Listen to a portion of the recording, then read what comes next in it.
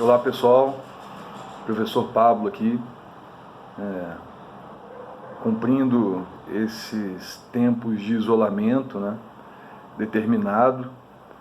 Não sabemos ainda até quando vai durar, então achei importante fazer uma videoaula pelo menos por semana, sempre que for necessário, para que fique alguma coisa mais interativa e vocês não fiquem só lendo textos, que vocês possam ouvir o professor também.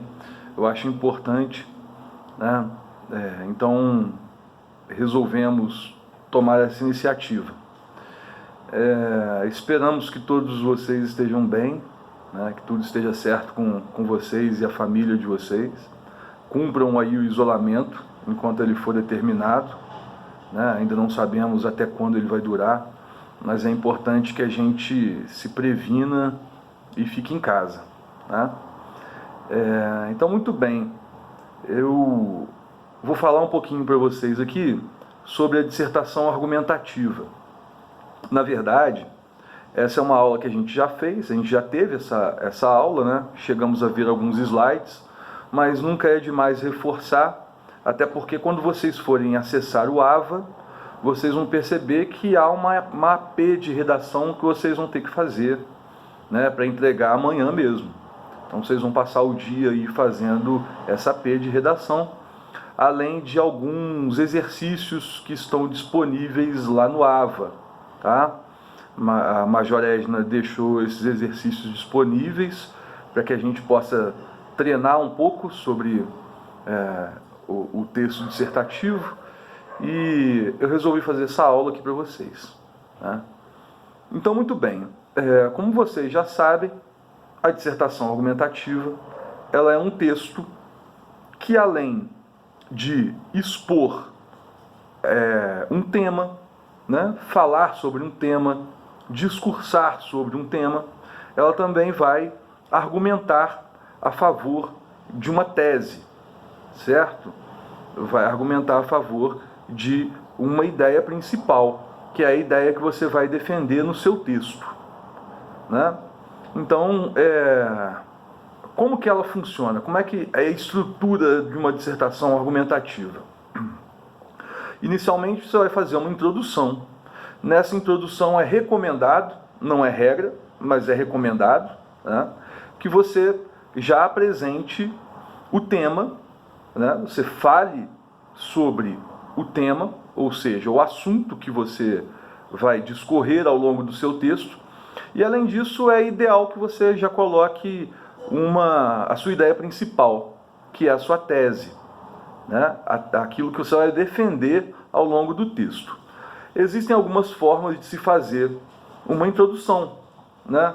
Você pode, por exemplo, já apresentar na sua introdução algum exemplo concreto, né? Um exemplo ali que você vai desenvolver depois ao longo do texto, né? Você pode também conceituar, dependendo do tema.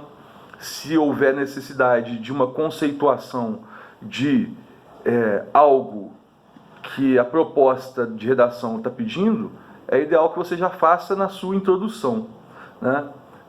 Então, além de você apresentar a tese, é interessante você apresentar o tema e conceituar, né? Fazer, de repente, também um exemplo concreto já para apresentar a sua tese, né? No desenvolvimento, como vocês já sabem, é lá que você vai articular os seus argumentos, né? E os seus argumentos, eles devem, obviamente, defender a sua ideia principal. Você vai ter uma ideia principal, vai ter uma tese, e o que vai sustentar a sua tese serão esses argumentos, né? E esses argumentos, eles podem ser de vários tipos. Vocês devem lembrar, a gente já chegou a ver alguns tipos de argumentos, isso também não é novidade para vocês, desde o 9º ano que vocês vêm aprendendo a dissertação argumentativa, né? Então, esses tipos de argumento que vão sustentar a sua tese podem ser, por exemplo, uma exemplificação, né? Você pode dar exemplos daquilo que você está defendendo. Você pode colocar um argumento de autoridade, que é você pegar um especialista no assunto e colocar como argumento. para te ajudar a defender a sua tese. Esse argumento de autoridade, muita gente me pergunta isso durante as aulas. Você não precisa saber exatamente as palavras que a autoridade disse, né, que o cientista, o sociólogo, o antropólogo, o filósofo que você está citando, você não precisa saber exatamente as palavras dele. Se você souber, ótimo, você vai colocar entre aspas. Caso você não saiba, você vai colocar a ideia dessa pessoa, não tem problema algum, tá? Muita gente confunde isso, fala assim, pô, é difícil demais colocar argumento de autoridade porque eu preciso saber as palavras exatas que fulano disse ou escreveu. Não, você não precisa. Você pode simplesmente colocar a ideia dele. Claro, essa ideia tem que ser pertinente, aquela pessoa realmente precisa ter tido aquela ideia, né? E você diz quem teve a ideia, obviamente, também, né? Além disso, você pode utilizar o argumento de causa e consequência, né, que é muito comum ser usado na dissertação argumentativa. Você pode utilizar dados estatísticos, você pode fazer comparações, né? Essas comparações elas podem ser comparações históricas.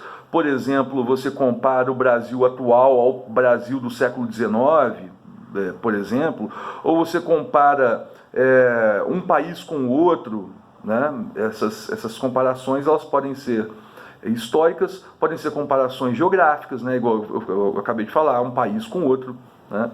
Qualquer tipo de comparação ela serve também como argumentação. E, além disso, você pode utilizar o raciocínio lógico. O que é o raciocínio lógico?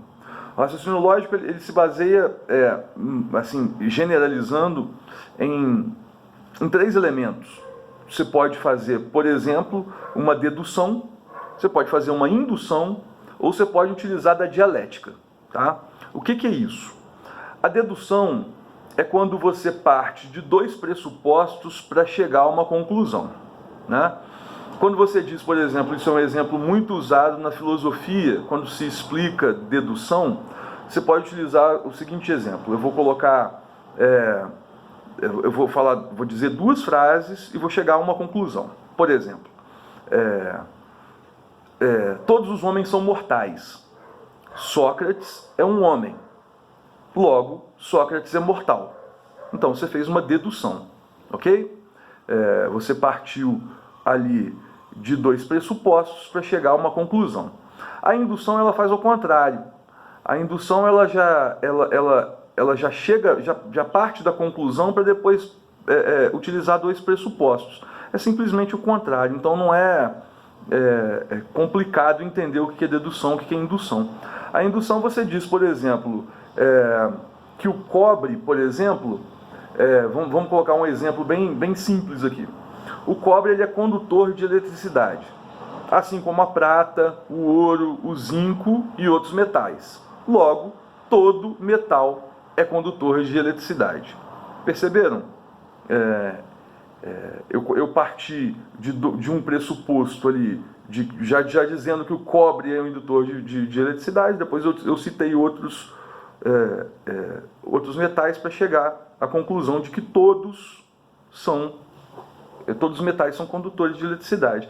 Na dedução você fez ao contrário. Você já disse no seu pressuposto que todos os homens são mortais para chegar a uma particularidade, que Sócrates é mortal. Então é só uma inversão aí, a dedução e a indução. E a dialética é quando você utiliza 2 correntes diferentes de pensamento, você as contrapõe, ou seja, você faz um diálogo entre essas 2 correntes de pensamento para chegar a algum resultado, né? Então você contrapõe, você pode fazer um argumento e um contra-argumento, por exemplo, né? Aí você está utilizando a dialética aí, você usa 2 coisas opostas para se chegar a alguma conclusão, né? Então é bem interessante utilizar a dialética. Claro, né? Isso você só vai fazer depois de muita prática. E é por isso que eu digo para vocês o tempo todo que a prática ela é fundamental na sua produção de texto. Não ache que com apenas informações você vai escrever bem. Você precisa treinar, né? Você precisa treinar mesmo. É aquilo que eu falei para vocês em uma das aulas passadas. Façam pelo menos uma redação por semana para você mesmo. Sabe? Não faça apenas as redações que são pedidas lá no colégio, né? Treine em casa, é extremamente importante que você pratique, né? Além disso, vou voltar a repetir, vocês me escutam falando isso o tempo inteiro, é necessário que você tenha informação. Se você não tiver informação, se você não estiver por dentro da maior parte dos assuntos, você não vai conseguir argumentar, você não vai conseguir construir a sua dissertação argumentativa, né? Então é importante estar ligado o tempo inteiro, né? Ler jornais, ler revistas, ler sites, assistir a documentários, saber o que está acontecendo no mundo, e não é só ler manchete, né? É ler o texto inteiro, ler reportagem, a notícia. É extremamente importante que você esteja bem informado para que você consiga fazer um bom texto. Até porque quando você for fazer o Enem no ano que vem, né? Se tudo estiver bem, né? Eu acredito que estará. Quando você fizer o Enem no ano que vem, você não sabe o tema da sua redação. Vai chegar e vai ser uma surpresa. Então, se de repente for um tema que você não saiba, que você não esteja por dentro, você não vai conseguir escrever a sua redação. Sua redação vai ficar rasa, superficial. Então é importante que você leia bastante. Não tem outro jeito.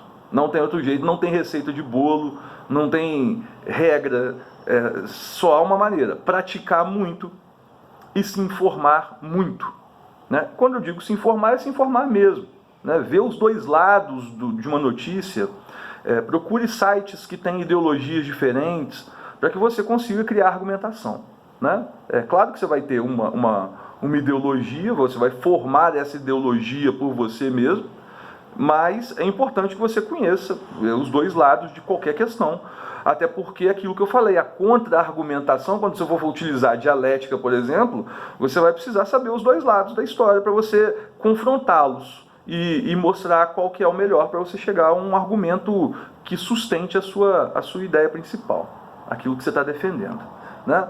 Muito bem. Aí no final, o que você vai fazer? Você vai fazer a sua conclusão.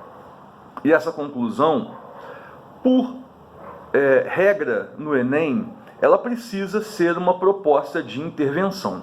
Ou seja, precisa ser a resolução do problema que você discutiu ao longo da sua dissertação argumentativa inteira, tá? Não tem jeito, tem que ser. No Enem precisa ser. Se você for fazer outro vestibular, leia o edital. Se você for fazer um concurso, leia o edital, para você saber se é obrigatório também a proposta de intervenção ou não. Se não for obrigatório, você pode colocar na sua conclusão uma síntese do seu texto, por exemplo, né? Agora, é muito raro que não se peça uma proposta de intervenção. Hoje em dia, a maioria dos concursos, e por regra o Enem é assim, você precisa dizer uma proposta de intervenção, você precisa resolver o problema que você criou, que você citou ao longo do seu texto, né? Eu sempre falo para você, sempre, na maioria dos textos, lembre-se sempre da educação. A educação sempre é uma saída excelente para a proposta de intervenção. Aspectos econômicos, e para isso você precisa ter conhecimento desses aspectos econômicos, né, para você fazer a sua proposta de intervenção. Ok?